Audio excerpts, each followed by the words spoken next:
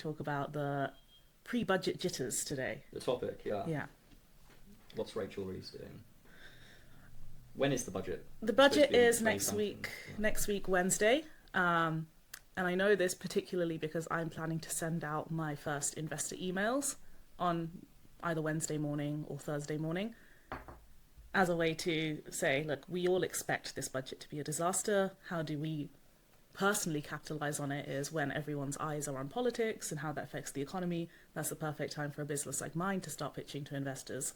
So, yeah, I'm watching this really closely. But I think in recent years, it's really annoying how we have the budgets later and later and they're postponed, but everything is just leaked to the media beforehand, so everyone sort of reacts to and knows what's coming, but it's never official and it's never Well, that's confirmed. probably very deliberate in this case, right? But why not just announce it? Or do you Well, think there's a flaw in the way budgets are even held? Should we even have a one time event for like exposition of the economic plan for the next year, or should we just release news as it comes out?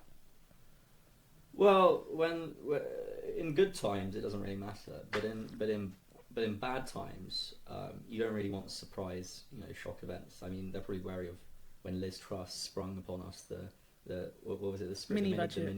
mini budget. Um, so Rachel Reeves is probably preparing the markets with these leaks strategically, making sure everyone knows what's happening. Things are priced in, so um, there's not a massive free fall. Swing, yeah. Yeah, But and that's purely for political reasons. That's just saving her own skin and the government's skin. This isn't for this isn't probably beneficial right, to anyone exactly. except the cabinet. But what I find perverse in the logic is if you know that your budget is disastrous enough to cause major turmoil and business uncertainty and people pulling out of UK equities, pulling out of bonds, like why do it? If you know that the reaction is inevitably going to be negative. Well, because she has to. These are politicians at the end of the day, so they have to balance, things they promised in their manifesto and sensible decisions for the country, um, which I mean she's been trying to do, to the dismay of some of the backbenchers.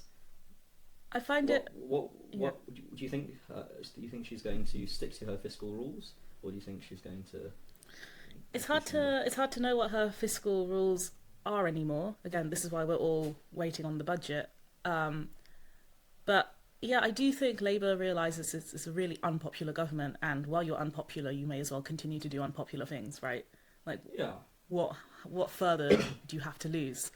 I mean, politically unpopular for sure. I mean, I know a lot of conservatives were delighted with some of the decisions being made because it's things that we wish we could have done. With Brexit and COVID and literally everything that came up, disaster after disaster. We didn't really have the bandwidth to get things done, nor the popularity really. But there's a lot of sensible decisions being made, Yeah, and a lot of those have been so unpopular, in fact, that they've had to U-turn on. But we're sort of secretly happy that it's you, not us, that are making these decisions. I mean, to address the elephant in the room, speaking of Conservatives being happy with budgets, I think we have to go back to Liz Truss and talk about what exactly happened there. And as you said, so there were people that, on principle, and still to this day, we have associates that defend Liz Truss's idea and defend Liz Truss's budget and say she was doing the right thing. And I think she was a completely shambolic prime minister. I think she shouldn't have delivered any sort of mini budget or otherwise. But her decisions were, as I think Rachel Reeves is trying to do now, ideologically motivated and didn't make fiscal sense. Yeah. And we're just seeing a kind of repeat of that, but from the left. And yeah, I know that you were a voter of Liz Truss and you probably have a more favourable opinion, but has it changed at all after all the analysis of that budget and subsequent budgets have come out? Um, yes, but I mean, I had a sort of visceral reaction at the time, but What was I your don't reaction really. at the time? Um, well, at the time, initially, it felt like she was sort of stabbed in the back by institutional actors, but I don't Interesting. know.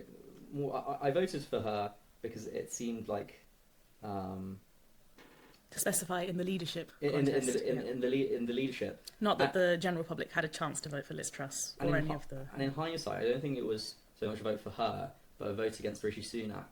And this was probably credit to Truss's campaign, where Rishi was painted out as some sort of backstabber of Boris, a slimy individual.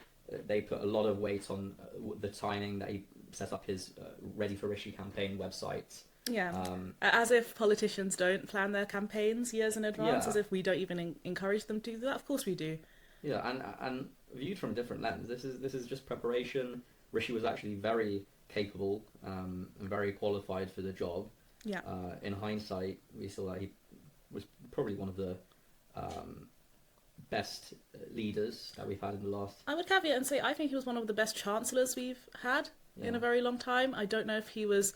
I don't know if he had. There's multiple factors when he came into his like premiership, right? He only had 2 years left. It was an election year, lots of like issues. But as a chancellor, I don't think I could fault him and the work he did during COVID times. But yeah, let's go back to Liz Truss and her premiership basically being destroyed by this budget, right? So budgets can have like really disastrous effects on people's political position and power.